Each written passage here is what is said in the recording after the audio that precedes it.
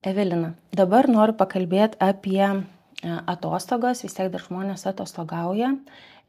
Mes, lietuviai, esame labai darbšti tauta ir stengiamės visada prieš atostogas, kaip galima viską kuo geriausiai pasidaryti, net jeigu darbus perdodam kolegai ar ne, kad jiem būtų kuo mažiau nuo tų nebaigtų darbų. Taigi įsivaizduokim, mes išvažiuojam atostogauti, sėdim prie jūros, geriame margaritą ir skambina mums vadovas. Atsiliepti ar ne? Čia turbūt šitoje situacijoje yra dvi pusės - moralinė ir teisinė. Tai aš esu advokatė, tai pakomentuosiu iš tos teisinės pusės, kad darbo kodeksas neįpareigoja darbuotojo atostogų metu atlikti jokių darbo funkcijų, netgi to negalima daryti. Jeigu darbuotojas vis tik tai norėtų atlikti darbo funkcijas atostogų metu, tai tas atostogas reikėtų atšaukti su jo sutikimu, grąžinti jį turbūt į tas funkcijas, kažkiek jų atlikti ir tada vėl išsiųsti į atostogų. Tai teisė darbuotojai neįpareigoja būti pasiekiamam atostogų metu, tačiau direktoriaus skambutis, aš manau, netoks ir retas dalykas būtent per atostogas. Bet jeigu, tarkime, aš užsienyje atostogauju, man ir tarifas yra brangus atsiliepti ar ne, o galbūt aš iš viso esu palikus telefoną, tarkime, Lietuvoje. Aišku, jau jeigu kažkas tai tikrai dega, tai direktorius greičiausiai įmonės vadovas skambintų ir į asmeninį telefoną. Bet vėlgi, va ta situacija, ar ne, sakot, tada būtų atšaukimas, ar ne, jeigu nori dirbti atostogų metu, tai jau kaip ir reikėtų. Taip, jeigu mes kalbam apie tai, kad tas skambutis reikš, kad darbuotojas turi vykdyti kažkokias tai darbo funkcijas, tai nėra trumpas informacinis skambutis, pasiklausti kažko, atsakymas turėtų būti taip arba ne maždaug tam stiliuje. Tai reiškia, kad funkcijas mes atostogų metu net ir negalim leisti darbuotojui vykdyti, turi būti darbuotojo ir darbdavio susitarimas dėl atostogų, tarkim, dienos atšaukimo, kad darbuotojas grįžta į darbą, atlieka savo funkcijas ir tada jis vėl atostogauja, matyt, kad su atostogų pratęsimu. O jeigu jisai sutinka atlikti kažkokį tai darbą atostogų metu, ar jam už tai turėtų kažkaip šitas būti faktas įformintas? Nu gerai, čia vieną dieną skirsiu, jeigu jau kažkas ten dega ir negaliu padaryti, ar jam priklausytų galbūt papildoma kažkokia atostogų diena, ar kaip? Tai vat, kaip ir minėjau, pakartosiu dar kartelį, kadangi atostogų metu darbo funkcijų atlikti negalima, darbo laiko apskaitoje žymima, kad tai yra atostogos, jau valandų darbdavys, tai yra darbo valandų žymėti darbo laiko apskaitoje ir mokėti už tas valandas net ir negali.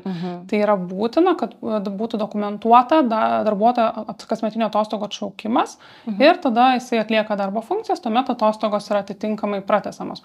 Galėtų darbuotojas su darbdaviu net ir tartis, kad vietoj atšauktos dienos darbuotojas gauna galbūt papildomas 2, 3 ar net 4 dienas, jeigu darbdaviui taip jau skubiai darbuotoją prireikia. Tai viskas priklauso nuo šalių susitarimo.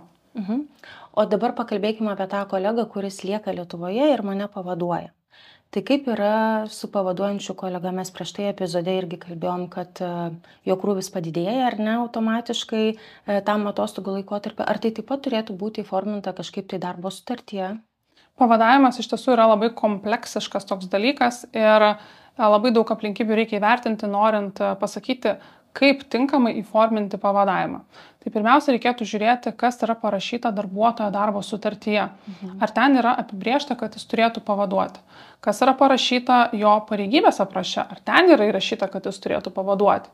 Jeigu nei darbo sutartyje, nei pareigybės apraše nėra užsiminta apie pavadavimą, tai reiškia, kad darbdavys, skirdamas darbuotoją pavaduoti, turėtų gauti to darbuotojo sutikimą. Rašytinis tai turėtų būti sutikimas. Toliau, jeigu darbo krūvis padidėja ir darbuotojas nesuspėja atlikti tų funkcijų per savo darbo laiką, bet jo ir to pavaduojamo darbuotojo funkcija nesiskiria, tokiu atveju sudaromas susitarimas dėl darbo masto.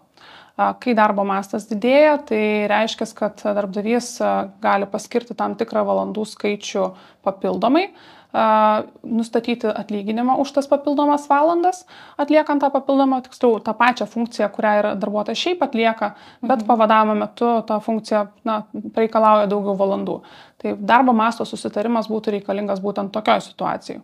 O jeigu darbuotojas, kuris pavaduoja atostogaujantį, dirba kitą darbą, tačiau gali pavaduoti atostogaujantį dėl to, kad turi tam tikrų žinių ir yra apmokytas ir gali atlikti kitą funkciją, tokiu atveju sudaromas susitarimas dėl papildomo darbo ir vėlgi tvirtinama, kiek valandų darbuotojas skiria šitam papildomam darbui, kaip yra apmokama už tą papildomą darbą. O jeigu pavaduojantis darbuotojas spėja atlikti funkciją ir jinai yra ta pati kaip ir pavaduojamo asmens ir nereikalauja tai papildomų valandų, tokiu atveju pakanka darbdavio nurodymo pavaduoti.